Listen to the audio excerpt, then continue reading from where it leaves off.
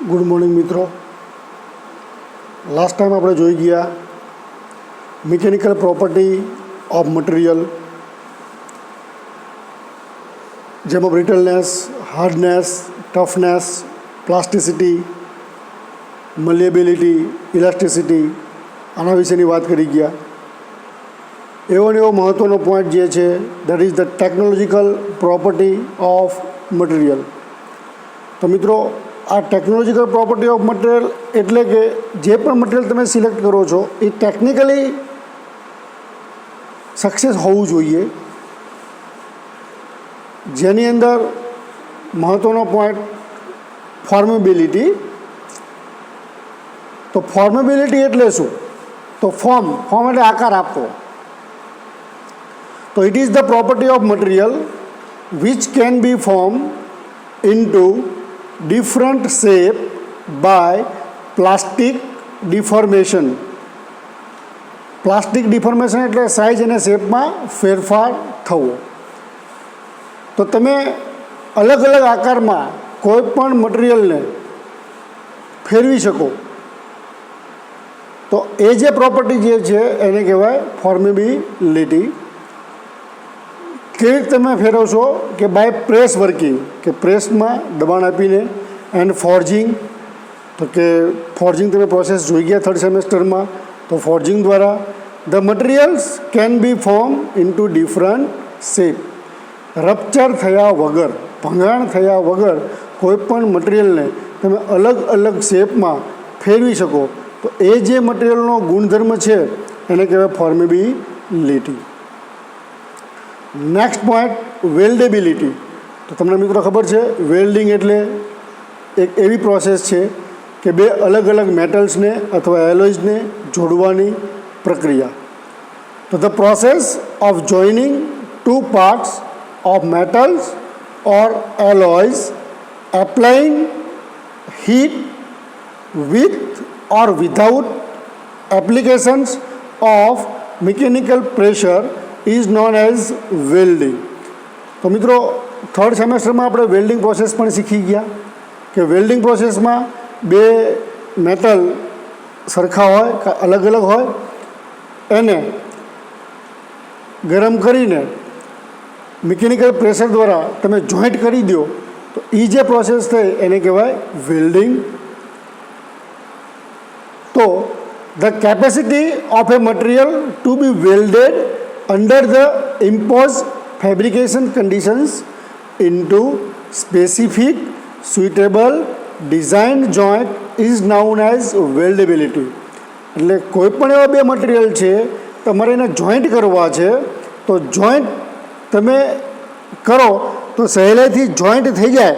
તો આવો જે ગુણધર્મ છે એને કહેવાય વેલ્ડેબિલિટી. નેક્સ્ટ પોઈન્ટ આપણો જે છે દેટ ઇઝ ધ કાસ્ટેબિલિટી. તો કાસ્ટેબિલિટી એટલે કાસ્ટિંગ ઉપર ડિપેન્ડ છે. તમે થર્ડ સેમેસ્ટરમાં પણ ભણી ગયા છો કે કાસ્ટેબિલિટી કોને કહેવાય અથવા કાસ્ટિંગ કોને કહેવાય. તો કાસ્ટિંગ એટલે પ્રોસેસ ખબર છે આપણે કે કોઈ પણ મેટલને તમે પીગારી શકો, એને તમારે લિક્વિડ ફોર્મમાં લાવવું પડે. એ લિક્વિડ ફોર્મ એટલે જેને આપણે મોલ્ટન કહીએ છીએ ઓગાળવું પડે. એ લિક્વિડ ફોર્મ જે છે એ આપણે જે કેવિટી તૈયાર કરી હોય જેને આપણે મોલ્ડ કહીએ છીએ એમાં તમે નાખી દો. એમાં આપણે પોર કરીએ છીએ, નાખવું એટલે પોરિંગ કરવું. પોર કરી દો અને પછી અમુક સમય પછી તમે એને સુકાવવા દો, જેને આપણે સોલિડિફાઈ કહીએ છીએ. તો આવું જે મટીરિયલ પ્રોસેસ કરી શકે એને કહેવાય કાસ્ટેબિલિટી. તો it is the ability of the material to be converted into molten state. Molten state એટલે પીગારેલા સ્ટેટમાં તમે એને ફેરવી શકો. And pour into a mould or die. Mould અથવા die that means the cavity to get the design shape. તમારા જેવો આકાર જોઈએ છે તો ઘણા બધા મટીરિયલ એવા હોય છે કે એનું મશીનિંગ કરવું અઘરું છે. જેમ કે hard material, brass, copper, bronze, આ બધા હાર્ડ મટીરિયલ છે. તો આનું આપણે મશીનિંગ કરવા બેસીએ તો એવું બને કે મશીનિંગ આપણને અઘરું પડે, ડિફિકલ્ટ પડે. તો આવા મટીરિયલ્સનું આપણે કાસ્ટિંગ કરવું પડે. તો કાસ્ટિંગ આપણે સહેલું પડે છે મશીનિંગ કરતાં. તો એને આપણે પીગાડવા પડે, જે આપણે એને મોલ્ટન સ્ટેટ કહીએ છીએ. અને સુકાઈએ અને આપણે આપણું ડિઝાઇન જે શેપ છે એવો આકાર મેળવી શકીએ. આને કહેવાય castability. And next important point that is the machinability. તો મશીનેબિલિટી એટલે મશીનિંગ કરી શકીએ એવા મટીરિયલ કે જેનું તમે મશીનિંગ સહેલાઈથી કરી શકો. તો it is the property of material in which material can be remove by machining operations like turning, reaming, drilling etcetera. તો જે મશીનિંગ ઓપરેશન્સ છે, જે તમે વર્કશોપમાં મશીન જોયા છે, એ મશીન ઉપર મશીનિંગ ઓપરેશન થશે. તો એવા મશીન કે જેનું તમે આવા મશીનિંગ ઓપરેશન કરી શકો કે જે આપણે સહેલું પડે as compare to the casting. તો મટીરિયલનો એવો ગુણધર્મ કે જેના અંદર આપણે મશીનિંગ સહેલાઈથી કરી શકીએ.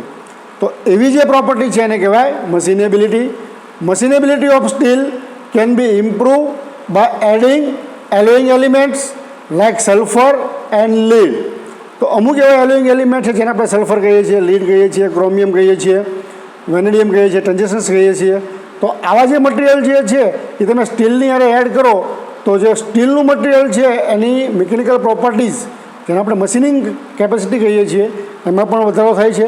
એની મિકેનિકલ પ્રોપર્ટીઝ જેને આપણે ટફનેસ કહીએ છીએ, હાર્ડનેસ કહીએ છીએ, વીયર રેઝિસ્ટન્સ કહીએ છીએ, આ બધામાં ઇમ્પ્રુવમેન્ટ આવે છે. તો મિત્રો, આ વાત કરીએ આપણે ટેકનોલોજીકલ પ્રોપર્ટીઝની કે ભાઈ વેલ્ડેબિલિટી, કાસ્ટેબિલિટી, મશીનેબિલિટી, ફોર્મેબિલિટી. તો આ બધા ટેકનિકલી સાઉન્ડ હોવા જોઈએ મટીરિયલ્સ. તો આવા ગુણધર્મો ધરાવતા દરેક મટીરિયલની અંદર આ બધા ગુણધર્મો હોય જ છે, પણ અમુકમાં વધારે, અમુકમાં ઓછા એવા હોય છે. તો એને વધારવા માટે આપણે અલગ અલગ એલોઇંગ એલિમેન્ટ્સ એડ કરીએ છીએ. તો થેન્ક યુ મિત્રો. આ વાત કરીએ આપણે ટેકનોલોજીકલ પ્રોપર્ટીઝની. નેક્સ્ટ ટોપિક આપણે જોઈએ